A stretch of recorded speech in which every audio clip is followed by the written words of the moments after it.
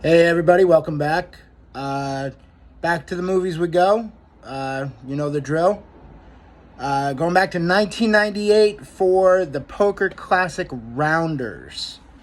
This was a subscriber request, but as a person who's played poker for the better part of 20 years himself, it was inevitable that I was going to review Rounders. I mean, it's the iconic poker movie.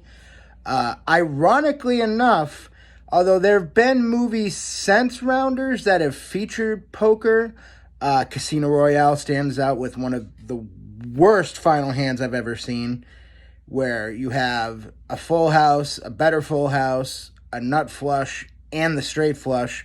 It's just preposterous. But, that's another story for another day. Rounders. Fantastic cast. I mean, at this point in time, not everybody's as established as they would become, but you have the likes of Matt Damon, Edward Norton, John Malkovich, John Turturro, Martin Landau, Femke Jensen, and Gretchen Mol. So you have future Academy Award winners. You have, at that time, Martin Landau had already won an Academy Award for Ed Wood. Another story for another time. Don't think he deserved it. I think Samuel L. Jackson got screwed for Pulp Fiction. But, regardless, long established career. It's a fantastic cast. There's a lot of plot holes. You got Matt Damon, who's this poker prodigy, so to speak. And, he's very talented. He knows what people have, but he's kind of a fool. And, he loses his entire bankroll in one hand to Teddy KGB, John Malkovich. Now, anybody who's seen this movie is almost assuredly mimicked Teddy KGB. Pay him. Pay that man his money. I love John Malkovich as Teddy KGB. So you have Matt Damon, who, once he loses his bankroll, he wants to go the straight and narrow, but he's always got that pull. And his best friend, Edward Norton, gets out of prison and leads him right back into the lifestyle that he got out of. Ironically, the weakest person in the cast, character-wise, she's a very talented actress, is Gretchen Mol, who actually plays Matt Damon's love interest. Now, it's almost as other side of the coin. You have Matt Damon's character, who is driven by his desire to be the greatest poker player of all time, but once he loses his bankroll, he needs to find a different avenue.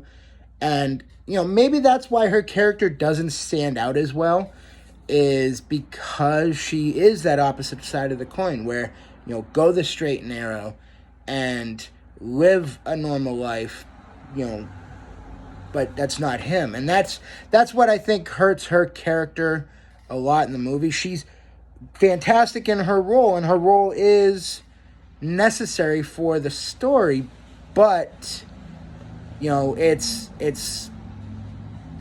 she's the weakest character in the movie, and that's, again, not to say that she's a weak actress or anything like that. It's just her character is the one most out of place. But everybody's role is fantastic. John Turturro knocks it out of the park. Edward Norton is such a talented actor. You see why he's been nominated for Academy Awards. He's had fantastic roles like American History X. This role is very similar to another film he did, Primal Fear, a couple years prior to Rounders with Richard Gere.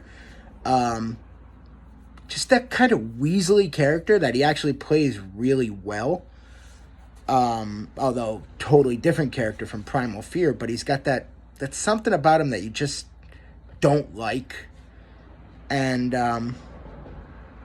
yeah, that's That's what makes his character so unique. And Matt Damon, you can really start to see that his career, he's building a foundation for what has now been this really long career. He had already had Good Will Hunting, obviously, by the time Rounders comes out, but those are all movies that are a solid foundation for what has been a very long and successful career.